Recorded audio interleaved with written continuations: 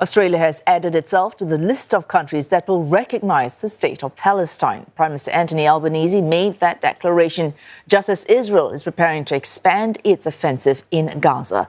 Canberra is still pressing for a two-state solution, but as Roger Maynard reports, the Australian leader is already getting some pushback. Australia will recognise the state of Palestine. Australia's decision to recognise a Palestinian state is not altogether unexpected, but it is being seen here as a major step by the government to push Israel into agreeing to a ceasefire in Gaza and ultimately acceptance of a two-state solution. Prime Minister Anthony Albanese said the move would add to international pressure on Israel after similar proclamations were made earlier by Britain, France and Canada. He made clear that Australia would officially recognise the state of Palestine at the United Nations General Assembly in September.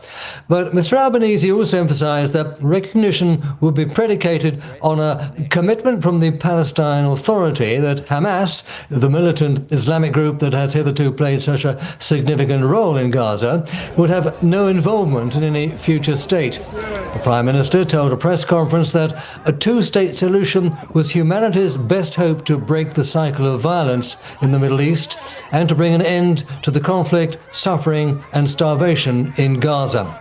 I've said it publicly and I said it directly to Prime Minister Netanyahu.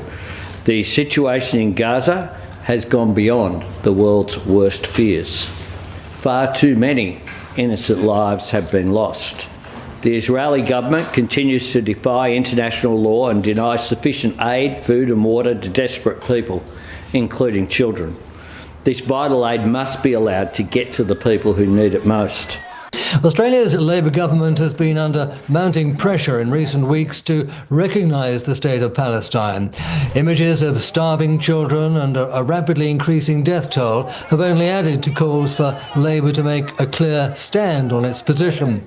Just over a week ago, public concern over the loss of life and the political stalemate triggered a huge march across the Sydney Harbour Bridge, which involved more than 100,000 people.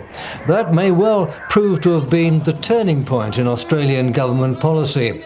It won't please Israel, of course. In Canberra, the Israeli ambassador criticised Australia's decision, claiming it would undermine Israel's security and derail hostage negotiations. The Executive Council of Australian Jewry was also highly critical, describing the government's decision as a betrayal and abandonment of the Israeli hostages.